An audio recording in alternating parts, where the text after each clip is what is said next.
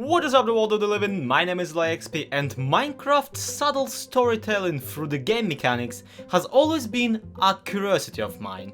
In the past, I already have done videos on the game theory of the pigmen lore and the hidden lore of the Minecraft monuments and the end cities. However, with the Nether update, Mojang is throwing basically all of that out the window, and at first I was really upset, having spent so much time thinking about these things, only for them to become irrelevant.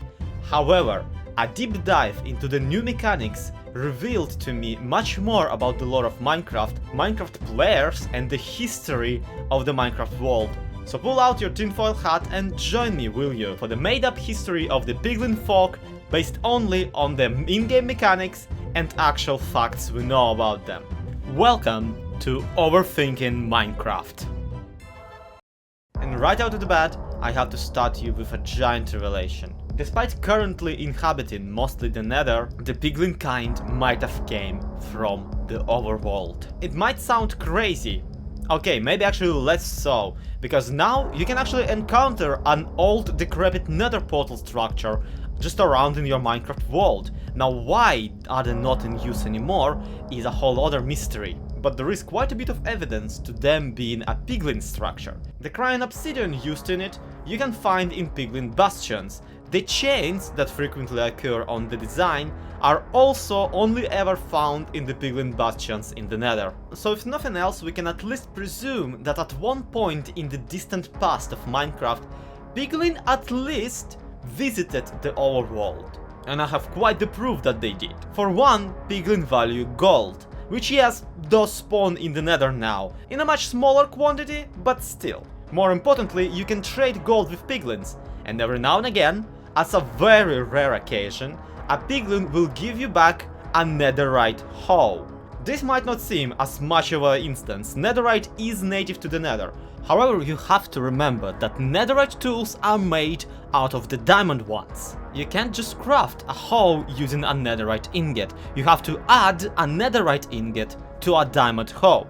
Now of course you can find diamonds in the Nether fortresses in chests, but who do you think put them there? I propose that Nether fortresses were a Piglin structure once, before they were conquered by wither skeletons or the like. There has to be a reason as to why Piglin hate them so much. More importantly, and much simpler proof, is that Piglin use a crossbow in their conquest. And while wood is available in the Nether now, where are they getting all of those feathers for the arrows, and where are they getting the iron for the crossbows? Because the crossbows are crafted with an iron hook, and there just isn't any iron in the Nether period. These instances of what I can only assume environmental storytelling definitively prove that at one point the Piglin at least had an access to the overworld, if not based out there. And that's not to mention the Hoglins, which even just drop pork, meaning that pigs might have been their shared ancestor in the evolution line, which is actually very finicky, seeing how evolution in Minecraft is just utterly drunk. I'll have to make a video on it in some other time, but just for the record, evolution as we understand it just does not exist in Minecraft. Anyway, tangent over, bottom line, Piglins used to have access to the overworld, and maybe even did supply runs every now and again. The question then arises, why don't they do that anymore? How did they so thoroughly disappear from the overworld, and if they wanted to be there, why didn't they stay? For one, this is really hard to research, because there are no structures like the Piglin bastion in the overworld. Nothing except maybe the stronghold resembles the houses that the Piglin built for themselves. This I might actually have the answer to. You see, in real life archaeology, one thing that is incredibly hard to track are the nomadic tribes. The problem with it is that they never would erect any permanent structures. Instead, they would set up camp, live there for a while, pick up camp, and go somewhere else, pillaging everything along the way and just keeping all of the riches on their person. And sure, right now Piglins and Hoglins don't attack villagers. However, the iron golems come pre-programmed to destroy them. So this does imply that the Piglin kind is still not welcome in a villager settlement. And Illagers too ignore the Piglin kind, which, I mean, that's what I would do if I saw a guy with like a crossbow. Even if I also have a crossbow, I would probably rather not get shot. This is, however, an incredibly mobile lifestyle, so unless piglins are really into their heavy lifting, which I guess they are, I mean, look at those muscles, they will need some sort of a cavalry for this. Heck, if you look at the actual nomadic pillagers already present in the game, you'll notice that a lot of times they have with them a ravager, supposedly for heavy lifting as well as firepower. To an experienced player this might seem like an open and shut case. Piglins never use horses, and even hoglins, who do seem like a very fitting ride, they mostly just hunt for their delicious bits. However, there is an Easter egg in the game that suggests that at one point a cavalry was actually a thing for the piglin kind. A baby piglin will sometimes spot a baby hoglin and try to play with it by riding it. It seems not a far leap to assume that this is the last traces of piglins once having a cavalry. It at least does prove that the piglin does have a physical ability to ride a hoglin. It's just they don't really have a need for a cavalry now that they're locked in the Nether. There basically aren't roads for them to ride on. They might have used the hoglins to ride into battle back in Overworld where everything is grass and ground, but here hoglins are very much more useful as a source of oversized bacon. Point being that at one point the piglin probably roamed the overworld with hoglins on their side, and probably were a formidable enemy. So if they were so successful in their conquest, why did they leave? Well, here's the situation. As it currently stands, a piglin in an overworld will transform into a zombified piglin within minutes. Same happens to hoglins, who become zoglins and start attacking everything, implying some presence of a zombie virus everywhere in the overworld premises. And my first hypothesis about a thing that's everywhere in the overworld was the sun. You see, one of the mechanics introduced to the piglins is that they are afraid of the blue flames of the soul soil. In my mind, it is instantly connected to the blue sky of the overworld.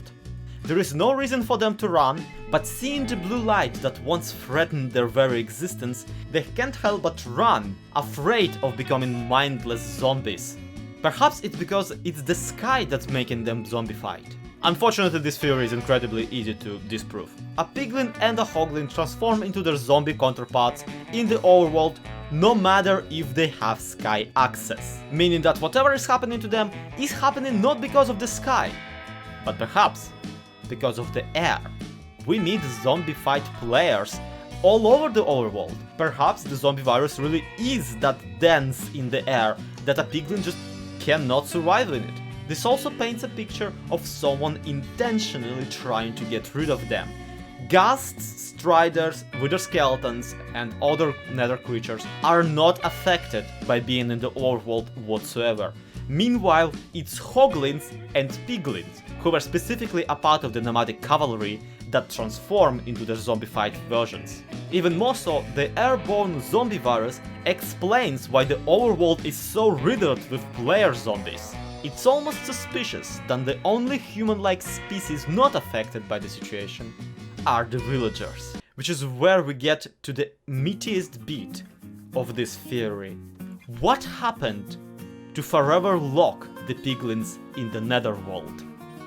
Tinfoil hat engaged. Here is my thinking. Imagine you're an Illager. You sit in your mansion evoking random stuff around with your body vindicator and sending out pillager patrols to bring you riches beyond your imagination. But then the pillager patrols come back and go, "Yo, haven't found any. Everything is already pillaged." You hum your eyebrows. Those darn piglins have done it again. They got into all your delicious villager treasures first. Now what to do? You know your evoker buddies can do magic, and you know your witch buddies can do potions, and you know curses exist. So you roll up to the gang and go, "Hey gang, what if we just kill all of them?" And the gang goes, "No, they have hoglins, they're flipping terrifying." And you go, "Yeah, but what if we kill all of them?" And together you create the perfect weapon, the zombie virus. You and your friends are immune to it. Your precious villagers are not, but that's kind of okay. Worst case scenario, you can always cure them with a golden apple and a potion of weakness. It's fine, they'll be fine, they're just peasants. But hoglins, ooh, these guys. these guys are getting zombified. Not only will every piglin in existence become mindless and leave you with tons and tons of their gold, but hoglins will become rage-filled and will just start attacking their own men, their own masters. It's a brilliant plan, and you're really happy about it. On top of that, you realize those player people, they're gonna be dead too.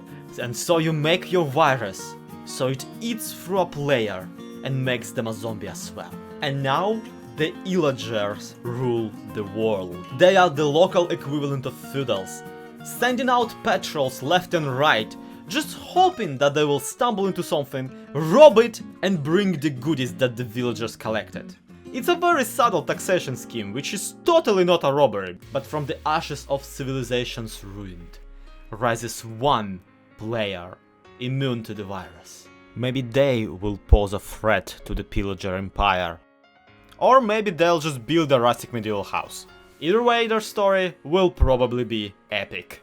And that concludes my thoughts on the Piglin Empire, their zombie virus, and the fall of the player kind.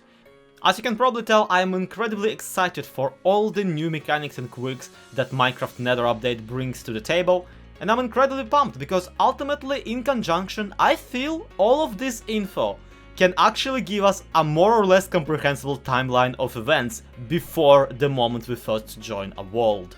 The ruins of the empires before us are an incredibly curious topic to me, and again, I am looking forward to your comments down in the comment section. So let me know what you think, do leave a like and subscribe so you won't miss next time I feel like talking about this. And I have a very interesting one in the workings. I call it the Cursed Player Theory. Yeah, okay, it's a work in progress title.